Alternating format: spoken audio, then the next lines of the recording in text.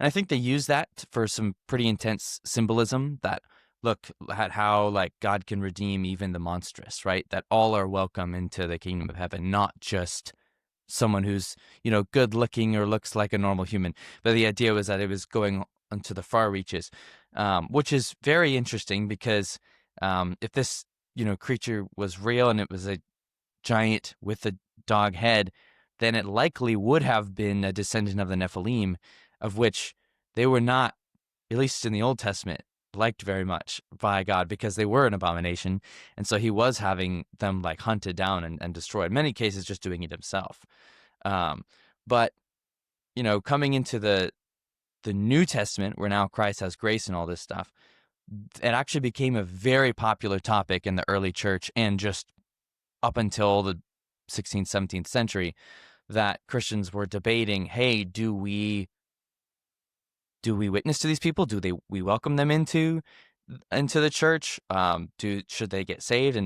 And that assumes that they exist, right? And so we have all these writings where people are saying in personal letters, like they're even like, for an example of a personal letter would be the Epistola de Cynocephalus, which was a letter about the dog-headed people by Ratrimnus of Corbie, who then wrote a letter to his friend Rimbert, who was actually a missionary in Scandinavia. And Rimbert was saying, hey, I'm encountering these dog-headed people. Should I be witnessing to them or not? Should I be welcoming them to the kingdom? Can they be saved at all? Like, do they have souls that can be saved? Because for hundreds of years, the Catholic Church had a tradition that said, hey, these guys exist, but they're not fully human. So that means that they can't be saved. So that was this religious debate back and forth of, are they human? Do they have souls? Can they be saved? For a long time. In fact, St. Augustine, which is a pretty famous leader in the Catholic Church, he, in his book, City of God, book 16, chapter 8, he has a whole chapter dedicated to multiple monstrous races, including the dog-headed people, but not limited to. That was just one of them. He was including giants. He was talking about the people with their faces and their chests. He was talking about dwarves. He's talking about all these different creatures.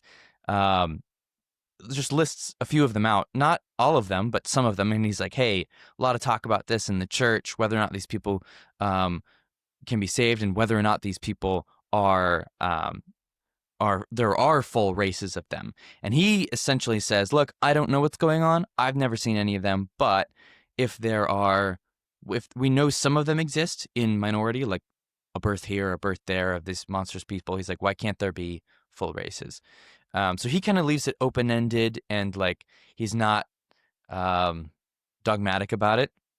But he says, hey, something could be dogmatic about it. But he just acknowledges that it's a possibility.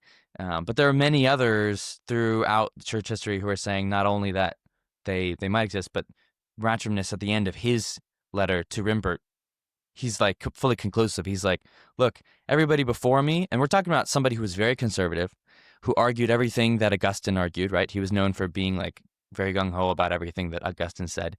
He ended up contradicting everybody before him in the Catholic Church and said, no, these are definitely human. They definitely have souls and they can definitely be saved, which was this radical thing for him to say at the time, especially to his friend in the Carolingian period, because this was 9th century AD.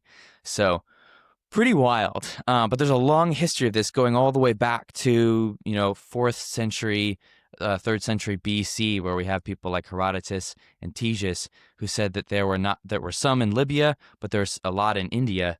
Ctesias specifically saying there were hundreds of thousands of them, that there are full kingdoms and that kings traded with them in India and they had weapons and they were like these mighty warriors. Some traditions say that they were giant as well. The palace in Nineveh that was discovered, it's still in Britain right now, but there's this plaque that shows these dog-headed people actually being hired on as assassins for the king of Nineveh. So there's this wealth of history that discusses, like, I'm drowning in documents that talk about this race of these dog-headed creatures, that if you go far back enough, we have literally Akkadian cuneiform texts. They're Hittite texts that go back to like 1700 BC. which again are Canaanite and would align with the biblical tradition that these creatures would have been descended from the Nephilim.